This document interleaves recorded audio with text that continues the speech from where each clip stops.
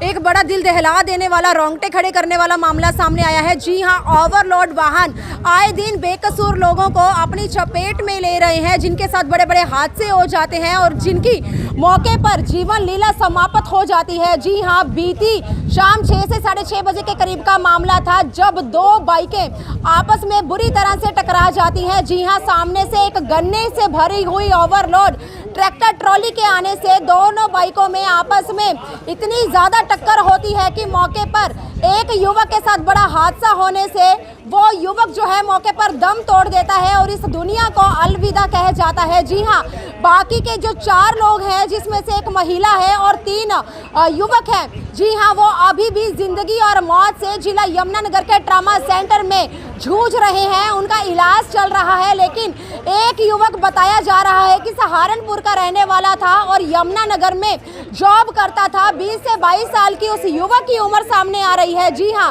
पारिवारिक सदस्य इस समय हमारे साथ ही जुड़े हुए हैं।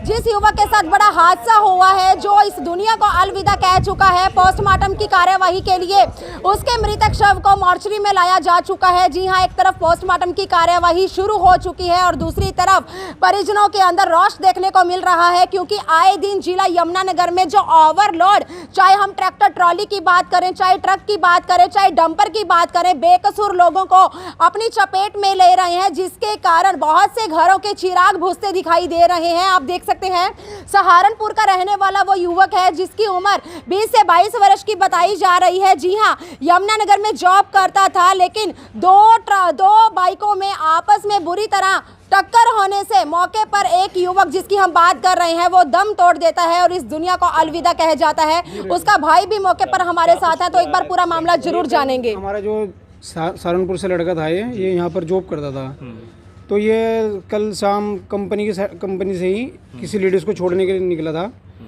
तो शाम को 6 बजे उधर से गन्नों की ट्रॉली आ रही थी और एक साइड से दूसरे बाइक वाले आ रहे थे, तो आपस में उनका टकराव हो गया। इस वजह से उसकी डेथ हो गई है। कितनी उम्र थी दीपक की? दीपक की उम्र लगभग ये 22-23 साल की उम्र थी सर। कितने लोग हैं इसके घर में? इसके घर में इसकी माँ है और 2 बहनें हैं जो कुंवारी बहनें हैं जी।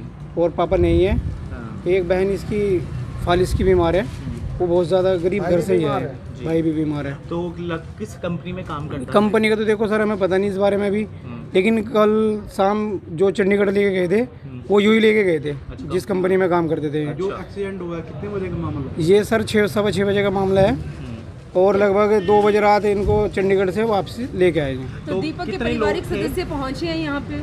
जी, लगभग होंगे 30-40 बंदे।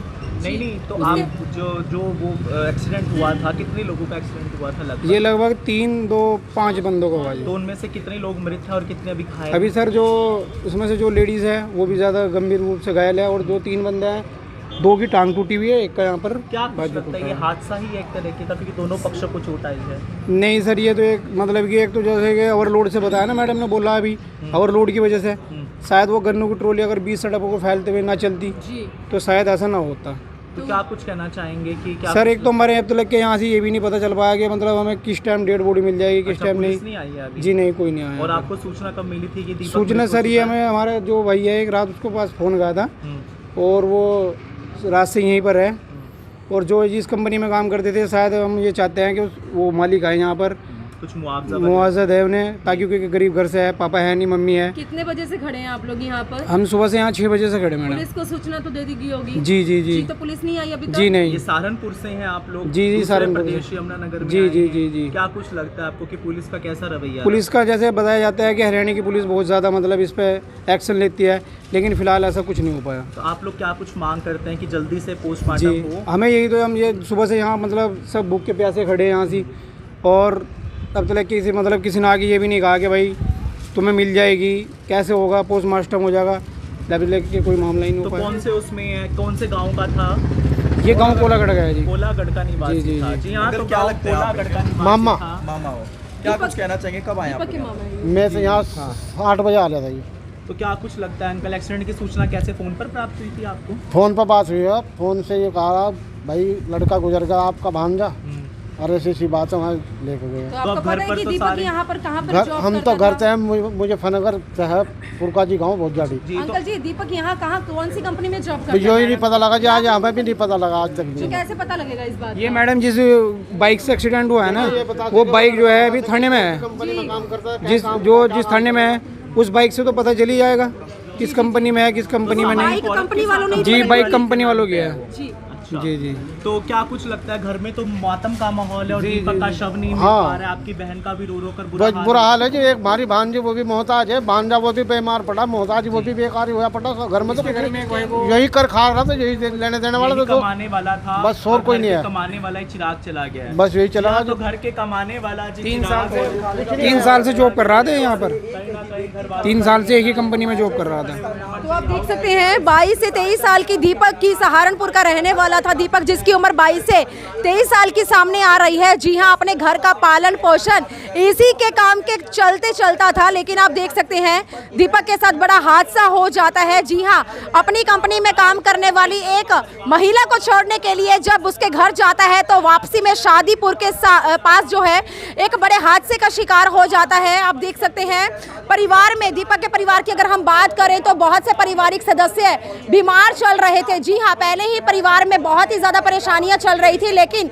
एक बार दीपक के साथ ये जो बड़ा हादसा हो जाता है, इसी के चलते परिवार में इस समय जो है सदमे में सभी लोग जो है दिखाई दे रहे हैं। आप देख सकते हैं किस तरह से यूपी से ये लोग सहारनपुर के रहने वाले हैं, किसी गांव के यहाँ पर आए हुए हैं दीपक के पोस्टमार्टम के लिए, लेकिन हरियाणा पुलिस की इन्होंने तारीफ सुनी थी। लेकिन इनका कहना है कि यहाँ पर आकर जो हरियाणा पुलिस के बारे में जितनी तारीफ सुनी थी वो सब जो है एक तरह से गलत साबित होती हुई दिखाई दी है, क्योंकि सुबह से यहाँ पर ये लोग पहुंचे हुए हैं। अभी तक पुलिस का एक भी मुलाजिम यहाँ पर कार्यवाही करने के लिए नहीं पहुंचा है, क्योंकि हरियाणा पुलिस की अक्सर तारीफ पे तारीफ सुनते आए हैं, लेकिन आज जब खुद पर बीती है तो यहाँ पर एक भी पुलिस मुलाजिम कार्यवाही करने के लिए नहीं पहुंचे हैं। ना इन लोगों को ये पता है कि दीपक का मृतक शव कब इन लोगों को सौंप दिया जाएगा। अभी तक तो पोस्टमार्टम ही शुरू नहीं हुआ। जी हाँ, फिलहाल इस समय की लगातार तस्वीरें आपको से दिखा रहे हैं। सहारनपुर का रहने वाला था ये युवक, लेकिन ओवरलोड ट्रैक्टर ट्रॉली जो गन्ने से भरी हुई थी, जी हाँ गन्ने के माल से लदी हुई थी, और 2 बाइकों में आपस में बुरी तरह से टकराव होने से एक युवक मौके पर दम तोड़कर इस दुनिया को अलविदा कह जाता है, जिसमें से 3 युवक जो बाकी हैं वो अभी भी ट्रामा सेंटर में जिंदगी और मौत से लड़ रहे हैं, और उसमें से एक महिला है वो भी जो है बहुत ही ज्यादा गंभीर हालत में बताई जा रही है। फिलहाल पारिवारिक सदस्यों बाकी के लिए प्रार्थना करते दिखाई दे रहे हैं कि एक तो इस दुनिया को कहकर चला गया अलविदा, लेकिन बाकी जिनके साथ बड़ा हादसा हुआ है उनकी जान जो है बच जाए। तो जिला यमुनानगर के मोर्चरी से एक बड़ी अपडेट आप लोगों के साथ साझा कर रहे हैं। आप सभी से अपील करते हैं इस खबर को ज्यादा से ज्यादा शेयर करें, ताकि आने वाले समय में पारिवारिक सदस्यों को इंसाफ मिल सके। वीडियो जर्नलिस्ट मनप्रीत के साथ यमुनानगर से मनदीप कौर की रिपोर्ट।